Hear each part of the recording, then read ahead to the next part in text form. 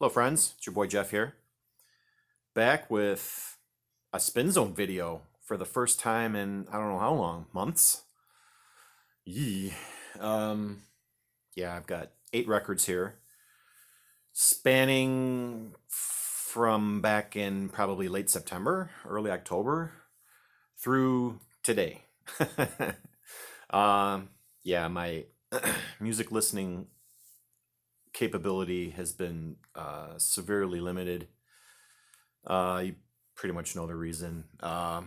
But as Core gets better, and which she is, she's doing a lot better now. She's walking without a walker.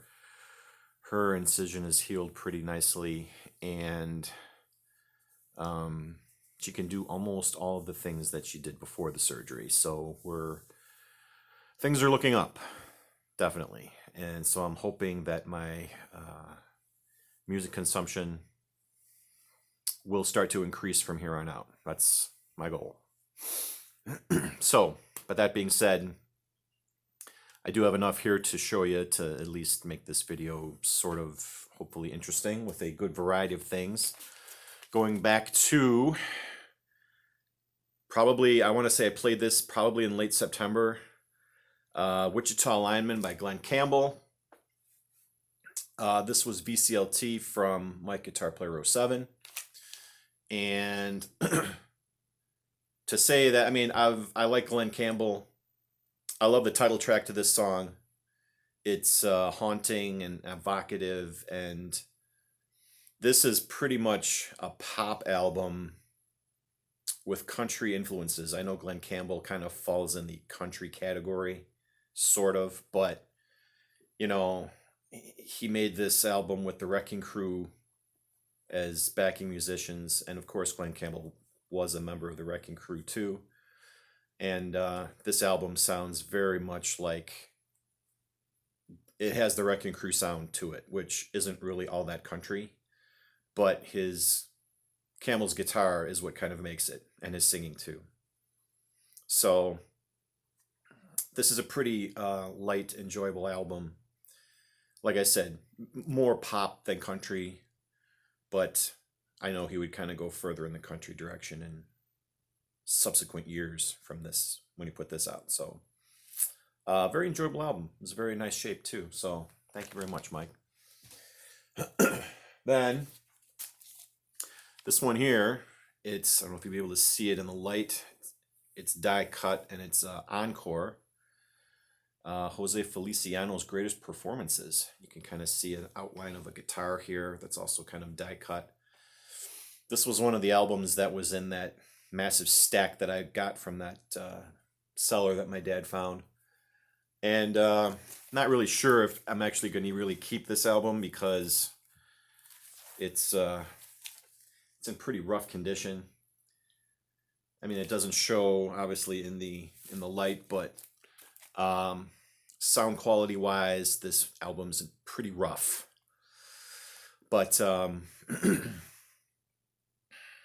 I picked this because I became obsessed with Feliciano's cover of California Dreamin', which I saw in the movie Once Upon a Time in Hollywood. So that was the reason why I kept this. And it's got his famous cover of Light My Fire on here too. Here's the back. And it's good stuff. I mean, I know when you think of Jose Feliciano, the first thing you think of is Feliz Navidad, you know, his Christmas song,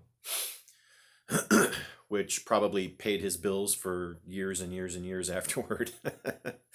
But overall, I kind of dig his acoustic kind of flamenco style guitar and his singing, and his choice of cover songs is pretty good too. So I have a live album of his, a double live album, which I'm actually kind of looking forward to, but it also came from that same cellar, and I don't have high hopes on audio quality.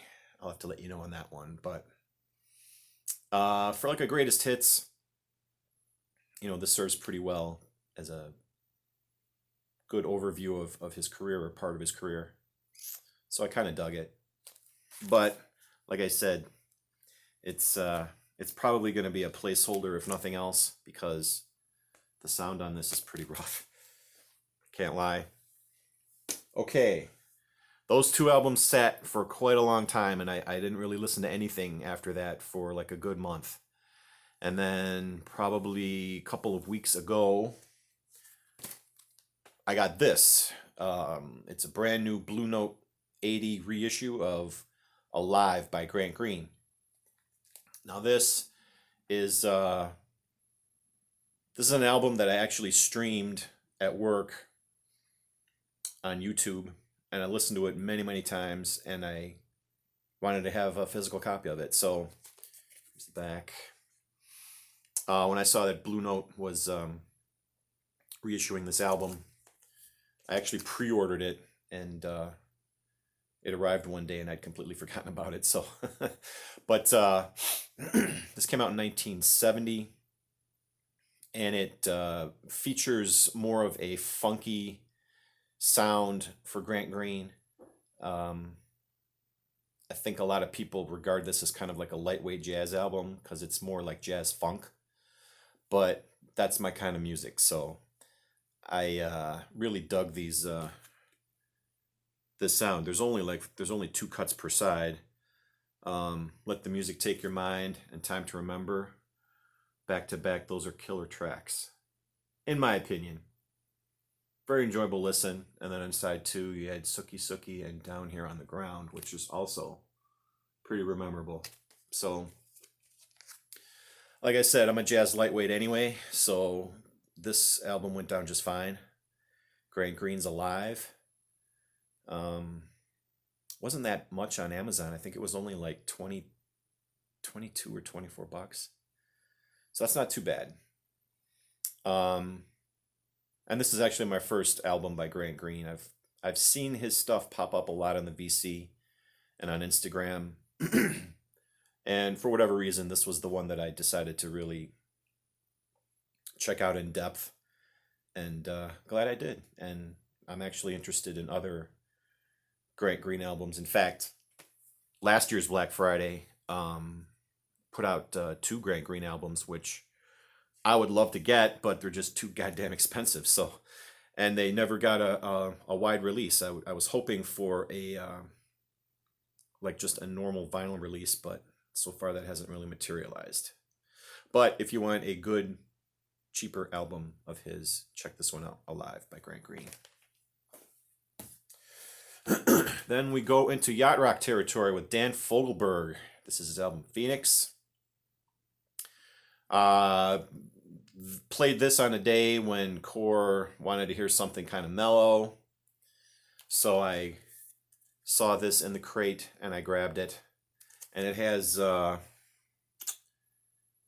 song Longer on it, which was a hit for him. I think this came out in 1979. And the rest of this album is pretty good too. It's just kind of like mellow, acoustic-y, yacht rock. You know, for all of the implications that term carries. This album has it in spades. But I don't care because I like yacht rock. So this was a good mellow listen on a sunny morning. Speaking of mellow, I got America's Greatest Hits. Again, which is pretty much everything you need when it comes to America. I mean, their first album was pretty good, you know, besides the hits too. But this Greatest Hits here is just all killer, no filler. So if you like America and you only wanted to get one thing by them, obviously you would get this, the Greatest Hits. It's got everything you need by America on it. Enough said.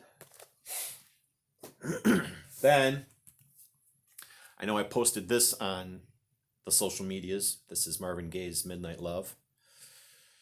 Saying that, once again, Core was in the mood to listen to something that was kind of like, you know, feel good, uplifting type music.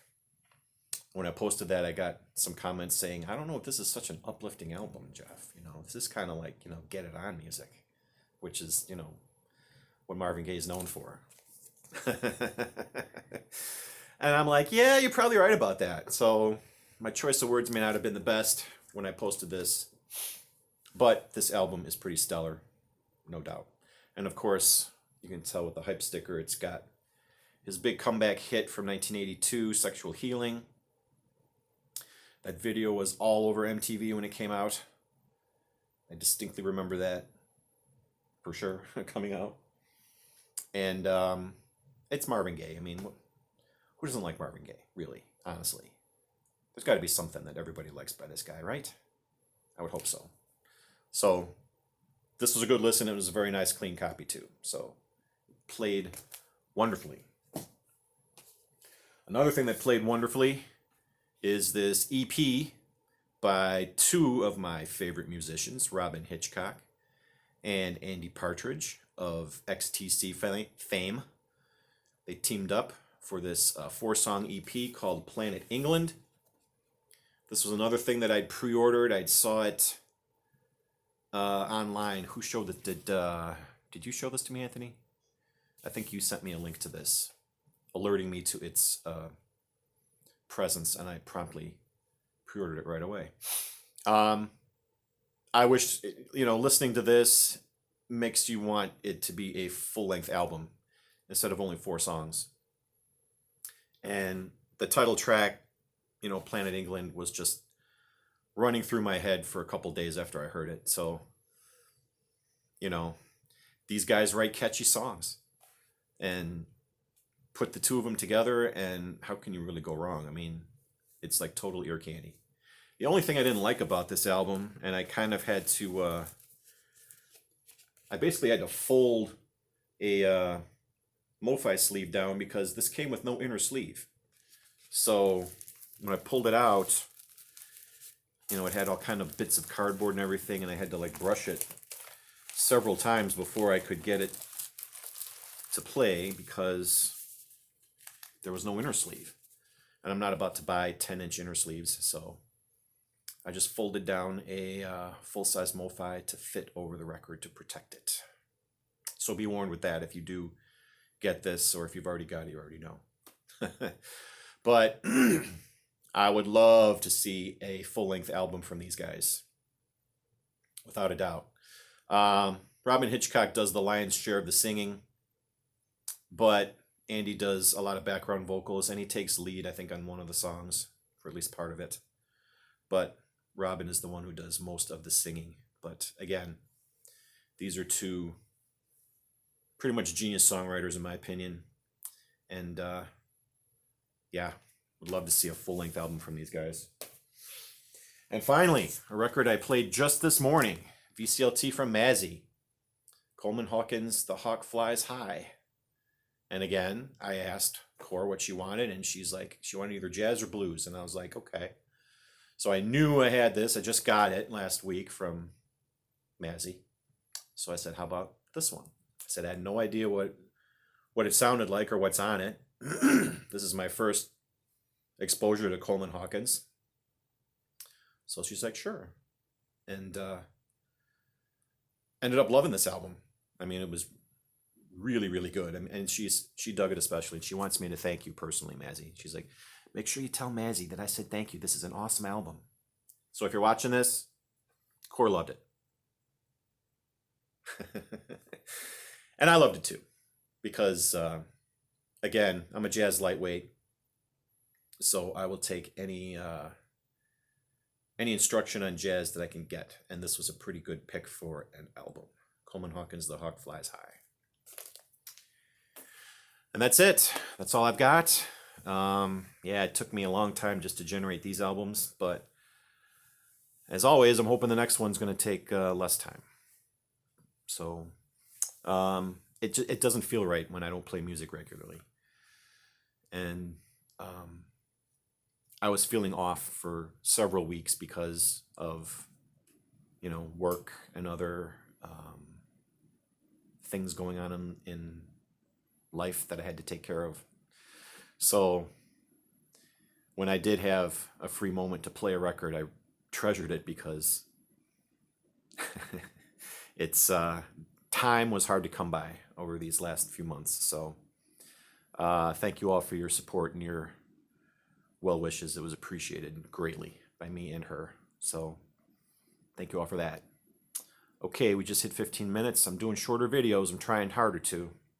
So I'm going to cut it off here. Peace. It's your boy Jeff. I'll see you again soon. Hopefully sooner than later, like I always say. Until then, take care.